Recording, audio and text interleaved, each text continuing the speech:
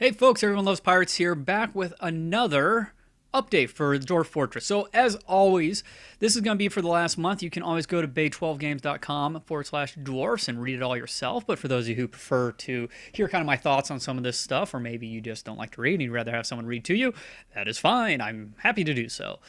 So pretty much everything you need to know about this month was in, or last month, was in the post from the 7th. And really, it's talking about adventure mode sites. I believe you can probably even go back a little bit further to read a little bit about adventure mode sites. So if you want to know more about that, it is there. The important thing is that you're going to very soon, it's looking like, be able to have your own adventure site. And what this means is you'll be able to like create a home for you and your companions. You can retire there. You can have them hang out there. Really just it adds to a lot of the role playability into Dwarf Fortress, at least in my opinion. That's the thing I'm looking forward to the most. And what it looks like is you're going to have to chop down trees. So we have tree chopping down, and it's only wood right now, but hopefully in the future you'll be able to work with other materials and you can build yourself a little house. And I'm hoping that I can carry some wood around with me or chop some trees down and build bridges over water and so on and so forth. But since I am not the Dwarf Fortress expert. I just happen to pay kind of cursory attention to what's going on. I'm not sure exactly what it's going to look like, but I will definitely check it out when it happens. So as you can see, that was almost done on the 7th. As we get further up, you'll see that he's been working more and more on stuff, wrapped up adventure site creation.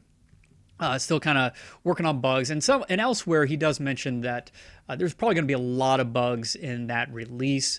It's going to be pretty nasty, so just keep that in mind. You may want to play a copy of a saved game if saves are compatible or whatever it happens to be.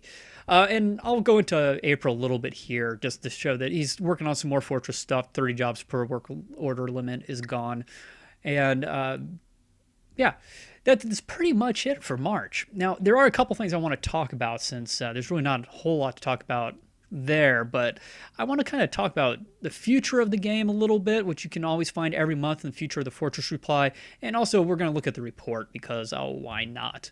So, first of all, before we do that, on any of these pages, once again, bay12games.com/dwarves, you can click on the development link and see an overview of what Tarn and Zach are working on. So here's kind of upcoming development, and everything's done in a list beyond that. This T-Mobile magenta that they copyrighted means partially done. This really nice blue color means done and will show up in the next release, and this fluorescent green means it is already there. So I'm just going to put this on maybe a little bit of auto scroll, just so you can see just how much stuff is here. We're not going to cover any of it just because you can read this on your own, and there's really just too much to cover. From what I can tell, this is fairly up to date as well, and I imagine it's probably updated either once a month or on release when we've been having these monthly or more recent release schedules. So there you go. This is about halfway through. I'm going to stop, and we're going to talk about the next thing. So if we go back here and look at Future of the Fortress Reply, if you click on that link, it will take you to, not there, but there. So many things. Okay. So I'm not even in the right place. There's children screaming outside. I swear I'm not doing it. Those landmines were not for children. They're for feral cats. Okay. So as you can see, people throughout the month have been leaving questions in that amazing fluorescent green color. And some people are able to answer those because maybe they're questions that are just simple enough that Toadie's answered so many times that they know the answers. So that takes a little bit off his back. But really, there's been some very in-depth questions, as there always are. And as you can tell, very in-depth answers, too. So I'll put this on a little bit of auto scroll. And just so you can see just how much information is in here. And that's one of the amazing things about Zach and Tarn and Dwarf Fortress is just how much of a labor of love this is, how much they interact with the community, and it feels like everyone's involved, even though it's being coded by one guy. It's really neat how they take the time out to do this. And really, sorry to go back on you a little bit, but if you want to, I really highly, highly, highly recommend checking out this interview of Tarn, of Toadie One, that they did in PC Gamer.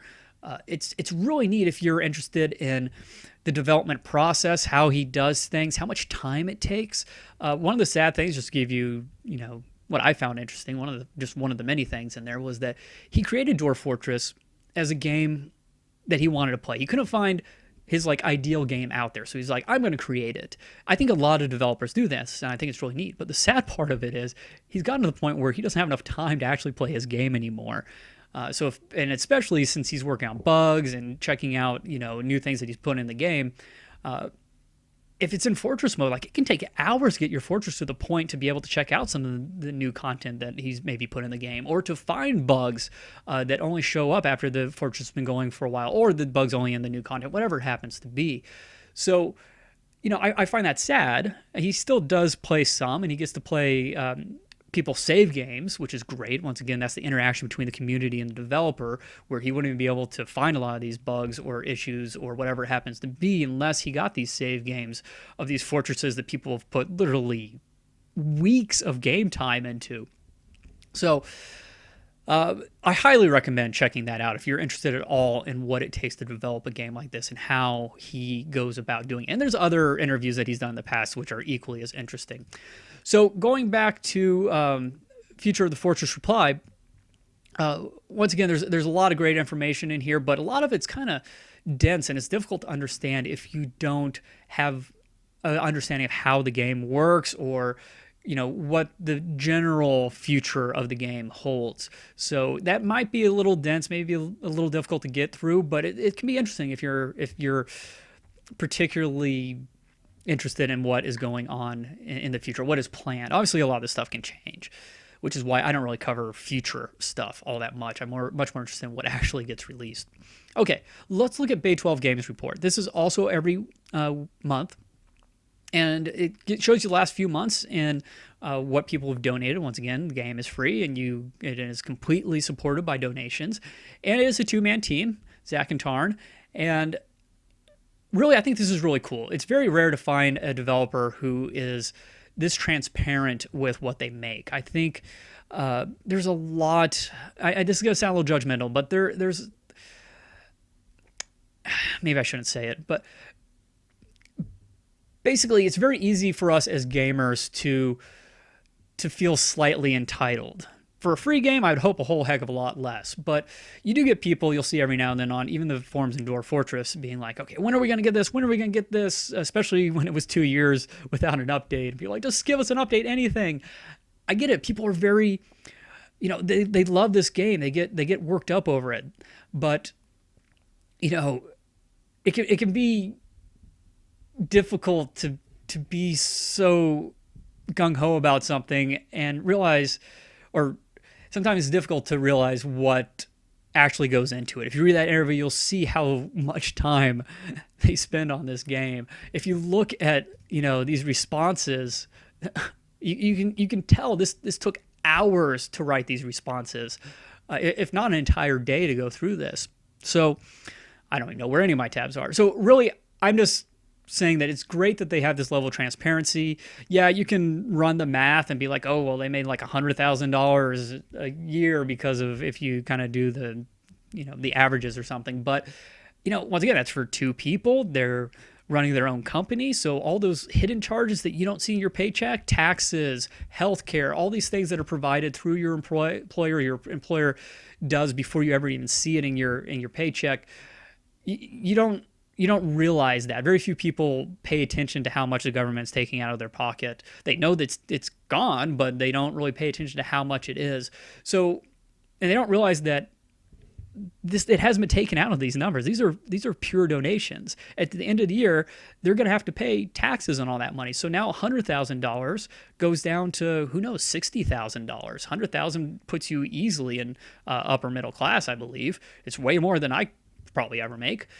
So you just have to realize that, anytime they get sick, they're paying out of pocket for healthcare, or they're on the horrible ACA exchange like I am. And, ACA put my healthcare up, 100% for this year. I'm paying double what I paid last year. So it's just, I think it's great that they're transparent. I'm going to stop talking about it. But the main reason why I bring this up is, remember, this is a game this is two people's lifestyle. This is their entire work that they've given away for free, and just anyone who wants to donate can. So I encourage you to think about how much value you place on Dwarf Fortress. Maybe you've played a lot of it yourself, or you've watched a lot of it on YouTube, or you've read all the awesome stories. Just think about what sort of enjoyment that's brought you, what sort of entertainment, and what that's worth to you. I'd much rather play, an hour of Dwarf Fortress or 2 hours of Dwarf Fortress than go see a $15 movie. When you kind of put it into that sort of juxtaposition, it kind of makes you realize, wow, I value this game quite a bit, or I don't value movies could be the other thing. But once again, it's an individual thing. You don't have to donate to enjoy the game. I have no skin in this game. I'm not affiliated with them in any way. I love the game. I love to see it continue, which is why I've donated in the past, and why I hope anyone who has the ability to and feels moved to we'll take them up on that option. And just to show you real quick, this is a donation page. You can do it through PayPal or Patreon, and these are just examples of some of the cool little art you can get as well, or you can get a story reward. Really, the game should be reward enough, but yeah, I think it's neat. I put in a request for a pirate dwarf, as you can see on the thumbnails for my adventure mode videos that I've done, at least the first set of them back about a year and a half ago. So, and really, I should probably do that again. I think that's kind of a neat yet particularly easy way to get away from not having to make a fancy thumbnail. So that's about it. Once again, I'm looking forward to what we will see, hopefully very soon, when it comes to adventure mode. And no matter where I am with my fortress mode sort of things, I will definitely take a break and check that out when it happens. But there you go. Thanks a lot for watching. As always, you can see links to all this stuff in the description. And as always, you can just read it all yourself on bay12games.com/dwarf. Thanks for watching, folks. I will see you all in the next video. Bye-bye.